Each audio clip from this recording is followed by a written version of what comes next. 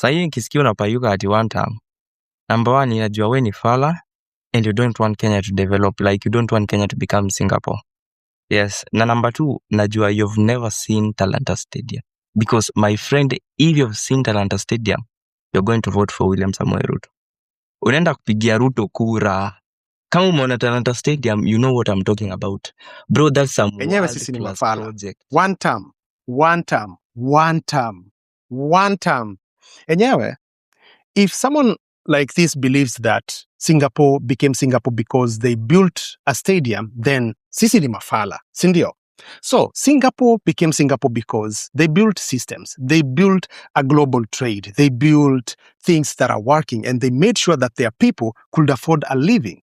But now this guy comes and tells us that we should vote William Ruto for the second term because of Talanta Stadium.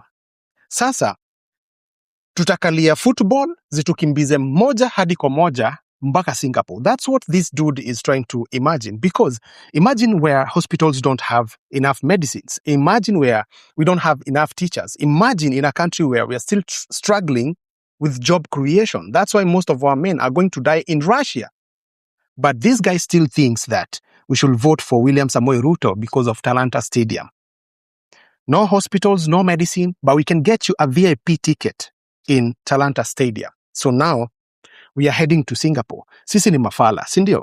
Singapore became Singapore because they were so harsh on corruption. They crushed it. But what are we doing? Building the most expensive stadiums in Africa. Not because cement is expensive, but because we know all the deals that happened behind this Talanta Stadium. See for yourselves. Talanta Stadium is right here. Hii ni noma sana. Mtapenda. So both the president and this guy have become content creators, telling us the things that they are doing. Why do they need to sell their ideologies to us? How many countries have built first-class, state-of-the-art stadiums and they don't speak about it? You remember when we had football in Qatar, they built how many stadiums? Within a very short span of, right now the US is going to hold the World Cup. How many stadiums do they have? Do they talk about it? They don't speak about it. Why do we build one stadium, one? And then we're going to tell the whole world that we are building stadiums, state-of-the-art stadium that is supposed to take us to Singapore. We're just building an expensive location for selfies.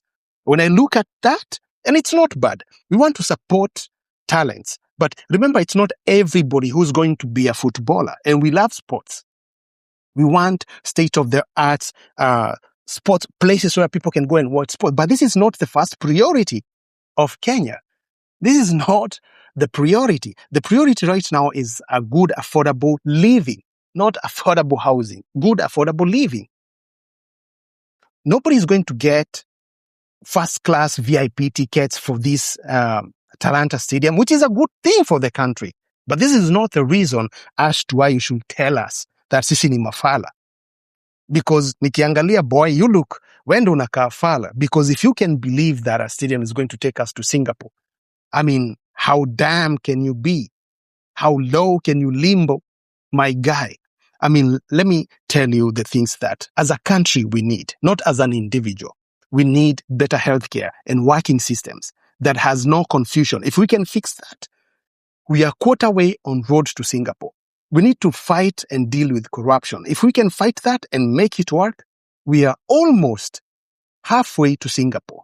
We need systems that are working, better education system. We need that. We need a better police unit, police service that is serving the people and not the interest of the executive. My guy, if we deal with that, we curb corruption, then we be on our way to Singapore, because Singapore is not en route. It is the way they made their systems work for the betterment of the people of Singaporeans. The Singaporeans right now, they have the best, one of the best quality of living. What do we have? A stadium, Talanta Stadium, my guy. What about the Thika Superhighway? Kibaki built that. He didn't take us to Singapore. What about the other one, Nyemejengo na Uhuru, that is full of scams and Kenyans are paying until today? Why do we have to pay roads in our own country? So now you're going to tell us about Talanta. my guy, nani ndio fala? So when I look at this, the kind of thinking mentality ya watu wa 2 terms, let me tell you, I'm going to say 1 term na nibaki kuwa fala, because when I look at whatever that is happening, I do not identify with that, because I want to, as much as to identify with the system, but I see things that are designed to be like that because they want poverty to be, on the headlines, because that's how they consolidate power and control the people. The same way watu walikuja akasema watu wa Mandera and all that, watu wakae kwao wasomee kwao. It's not because we don't want or we hate those people. It's because we want their leaders to take developments to their places so that their people can directly benefit. So now, sisi ni mafala. Sisi ni mafala manze juu tunaimba 1 term. Mimi nitabaki kuwa fala, walai.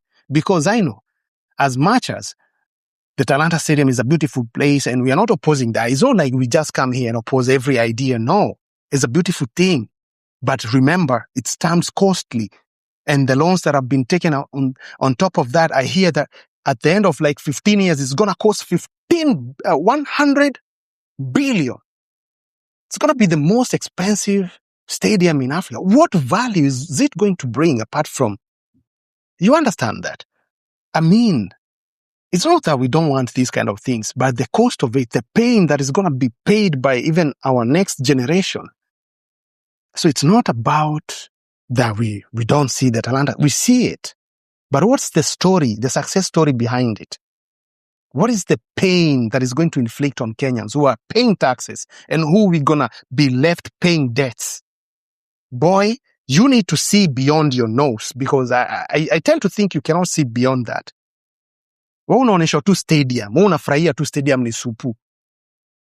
Ujui what is the story behind it. You don't even know what this stadium is going to bring on your table. It's not going to create 1 million jobs. It's not going to create 1 million jobs for the people. It's not going to benefit the entire nation. You understand that? Development is good and we want them. But remember, Singapore is not the skyscrapers that are in Singapore. Because how many countries have skyscrapers? Crazy skyscrapers. Dubai got crazy skyscrapers. So it's not about... Nairobi is also full of big skyscrapers. Like in a Times Tower and the rest. About the infrastructure. It's about the working system. The system that are making people's lives affordable. The fact that there are still millions of Kenya who struggle to put 3-course meals on their table. Don't tell us about Talanta Stadium. Tell us about the things that is going to help the majority of the Kenyans who are living below the minimum wage. We still have 125 people who have accumulated wealth that is equivalent to that of 45 million people. Explain that with your Talanta Stadium. Explain that. The inequality in this government. Then you come here and tell us that sisi ni mafala. Nani ndio fala? Bro, you need to be educated. For real. Because we're ndio fala.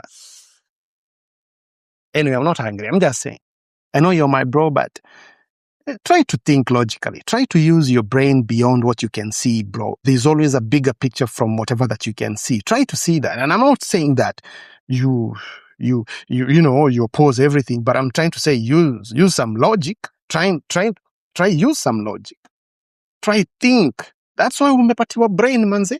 Your brain can grow as much as you allow it to grow. But sasa ukifanya ka brain kako kakuweka dogo hivi, how are you going to think beyond that? Anyway, 1 term. Mimi ni fala.